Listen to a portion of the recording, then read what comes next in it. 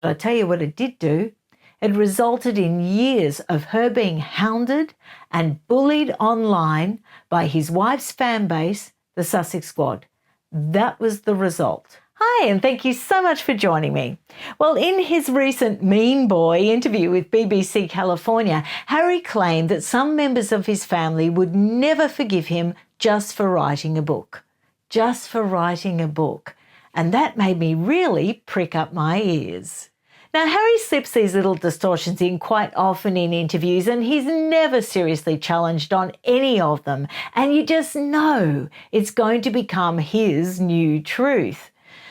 We all know he didn't just write a book. He wrote a one-sided account of his relationship with his family, and it was harsh and it was unforgiving, and it was fueled by a seemingly endless supply of petty grievance and increasing paranoia. And it was designed to undermine the image of the royal family, the public perception of the royal family, and it was designed to depict them very clearly as the villains. But before we delve into the reality of how the book was just another attack that amplified the distrust between him and his family, I want to take a brief look at the emotional manipulation that is at the heart of this. And it's funny that whenever I draw attention to that obvious emotional manipulation, people think that I'm trying to garner sympathy for Harry in some way, and far from it. I mean, I've spent the last few years absolutely slamming the guy. I've just been appalled by his behaviour. But I have noticed, and I am aware, that he was really oozing resentment, and he was getting increasingly paranoid prior to meeting Meghan Markle. And I think when she came along, he just saw her as a really effective weapon, an effective weapon to actually escape the royal family and also to use against the royal family. I think his whole attitude was, I'll show them. I mean, let's face it, nobody puts baby Spare in the corner. And they are the perfect combo, aren't they? For a post-royal career as professional victims. And all they do is take pot shots at the monarchy on the daily. That's the way they get their jollies. And of course, it is the way that they stay relevant. Meghan's recent interview with Jamie Kerr-Molina was just the most recent iteration of her emotional control over Harry.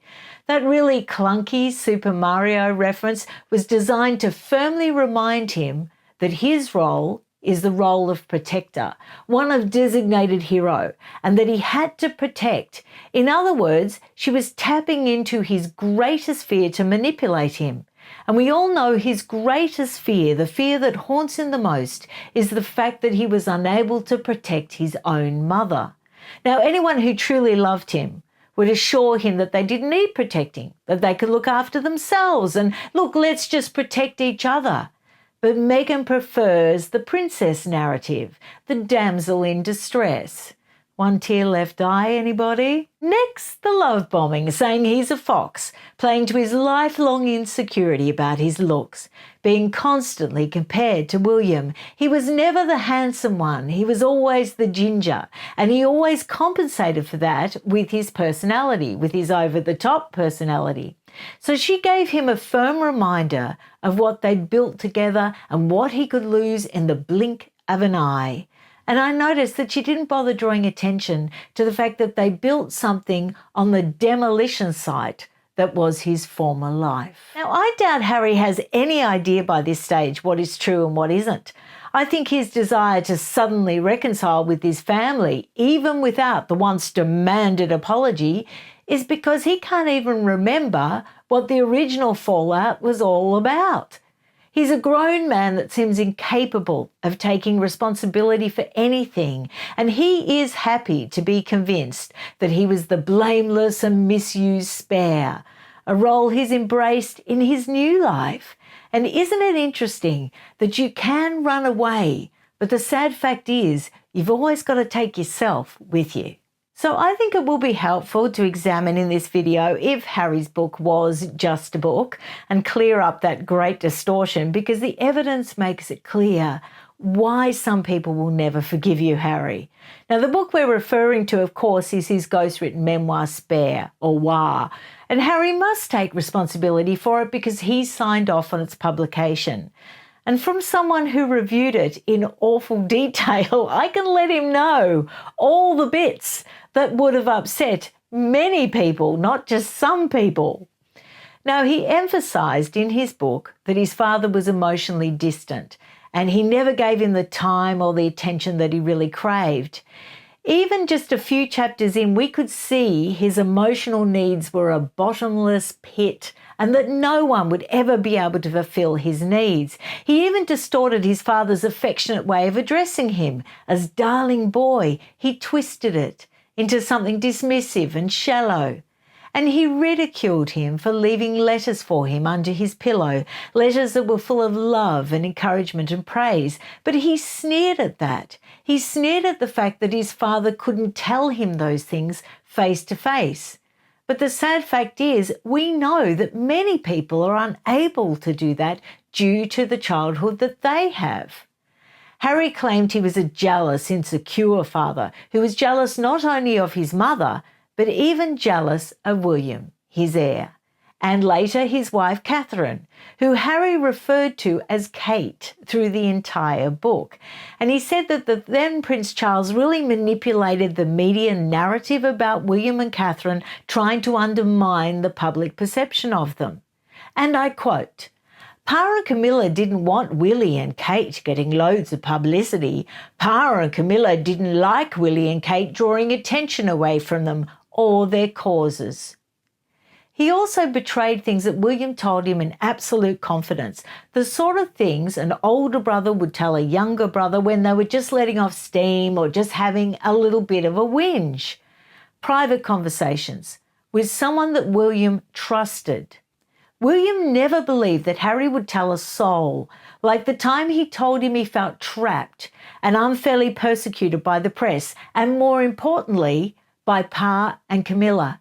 And Harry took that private, very intimate conversation and he published it in just a book. He also took the relationship his father enjoyed with Camilla, making sure the world knew that he and his brother didn't want their father to marry her. Now, what was the point of that revelation at this stage? Really, it wasn't going to change anything. It was designed to hurt and humiliate and drag up a lot of negativity against Camilla once more. He described Camilla as strategic, intent on cultivating her own image and relationship with the press, while backgrounding against him and his brother. Now, the blame for any of that does not lie at Camilla's feet, but rather the real culprit who was employed, Mark Boland, who reportedly was a mastermind at the dark art of leaking and briefing after Charles's divorce to Diana. Now, to be fair, both camps, Princess Diana's camp and also Prince Charles's camp, both fought that battle, that very nasty leaking and briefing battle in the media, and they were both as bad as each other. But that was a very specific era, and it isn't relevant to Harry and Meghan's time at the palace. Other than many people claiming that Meghan was the inside leak, the calls are coming from inside the house, and hapless Has was warned. Many people tried to tell him, and he just wouldn't believe them. Harry's only evidence, though, of this serious accusation against Camilla in his book was an old story about the leaking of her first meeting with Prince William. Now, that was debunked years before Harry's book. It was traced back to a new personal assistant that was an old friend of Camilla's that wasn't used to conducting such a role, and she basically leaked it inadvertently. She didn't mean to. She told her husband, who told someone else at the tennis club, and on it went. And the reaction to that was that Camilla sacked her friend in good faith to assure the boys that it wasn't intentional. Now, many years later, she did reinstate her friend because her friend had learned. Her friend had, sort of cottoned on to the fact that you have to keep your mouth shut and there can be no leakings, even inadvertent leakings. So that was the true story of the main evidence that Harry presented in his Just a Book. And you would think that Harry would understand how PR strategists like Mark Boland would work better than anyone, as he and Meghan are utilising them now for the same desperate needs, for the same desperate reasons, history indeed does repeat itself because their public image is sinking like a stone. Now, in Just a Book, he depicted his brother as a domineering, insecure, institutionalized person. He called him his arch nemesis and he mocked him for his familiar scowl and his alarming baldness. Now, that jibe didn't date too well, did it? Even the Nazi uniform was apparently William and Catherine's fault because they made the mistake of laughing and agreeing with him when he wanted to wear it. Mustn't upset Harry. When he's got his heart on something, he'll sulk for days. So it was more than just writing a book. And the more serious sort of accusations I can make are this. He portrayed Catherine as standoffish and cold, implying that the strange relationship between her and Meghan was down to her.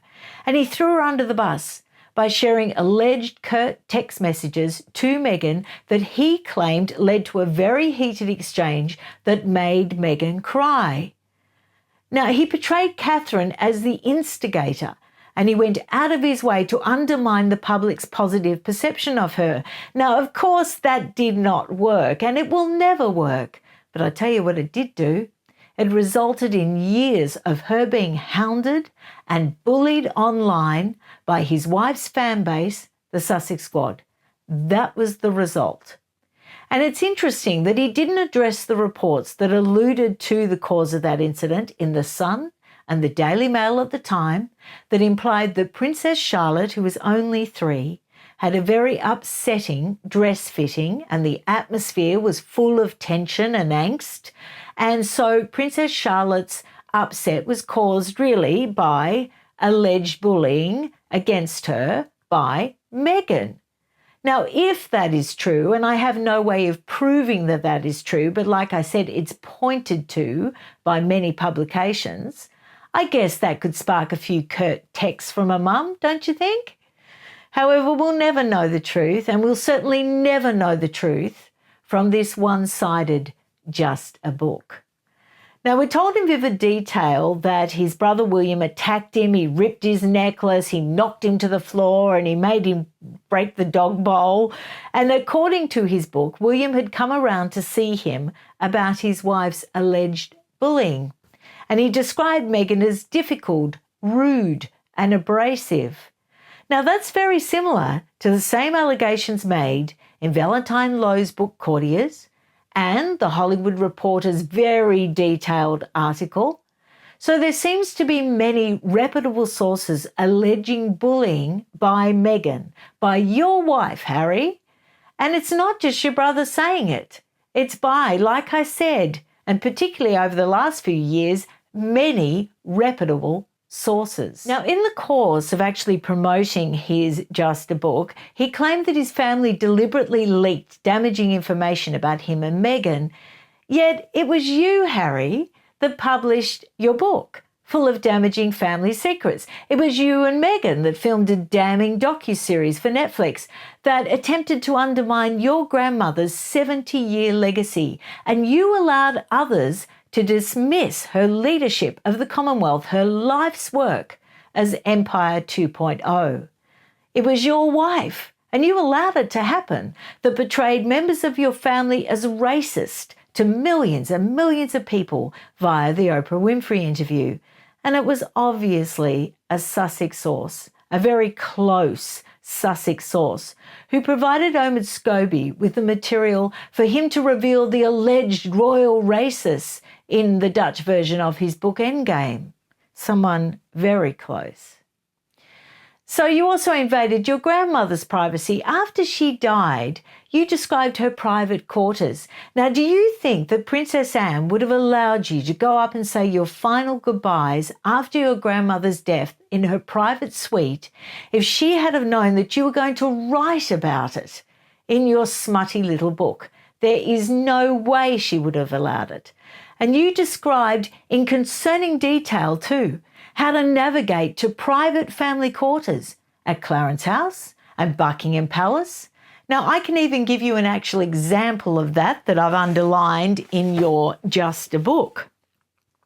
They led us down the long corridor, past the big paintings and gilt-edged mirrors, along the crimson carpet with the crimson runner, past the big glass cabinet filled with gleaming porcelain and exquisite heirlooms, up the creaky staircase, which rose 3 steps, before jogging right, up another 12 steps, then jogging right again, and there on the landing was Pa, and right next to him, Camilla. Now, if that wasn't a deliberate attempt to basically give the floor plan to the private quarters of your father and Camilla at Clarence House, I don't know what is. And it does make me wonder, would you be upset, Harry, if someone described your home in such graphic detail, almost like publishing a floor plan to your private areas of your house? Would you appreciate that? Or would you be worried about your security? The crazy thing is there's more. There's much, much more in the book. There's much, much more in the docuseries and numerous interviews implying, for example, that William only married Catherine not because he loved her, but because she could fulfill the role. I mean, just so cruel, so unnecessary. And you've blatantly exploited your mother's memory for commercial gain, and you used her death to bolster your various demands for security. Nobody is ever going to forget your farcical New York car crawl, Harry. No one is ever going to forgive or forget that one. So you can see that his family wasn't upset with him just writing a book. They were upset with his betrayal, his obvious resentment. He made it very clear that he didn't like them very much and he really didn't trust them very much. And I firmly believe that when those big contracts from Spotify and Netflix actually came in for Harry and Meghan, they thought they would never need the royal family again. They thought they would never need to reconcile. But things aren't going so well for them now. I mean, look at their most recent efforts, their most recent even just Netflix efforts, Heart of Invictus, Polo, and with Love Meghan, they were flops, they were stinkers. In fact, even lashings of Meghan's flower sprinkles wouldn't be able to revive any of those. So his BBC interview was a very slick performance. It delivered sound bites. It was guaranteed to deliver juicy headlines.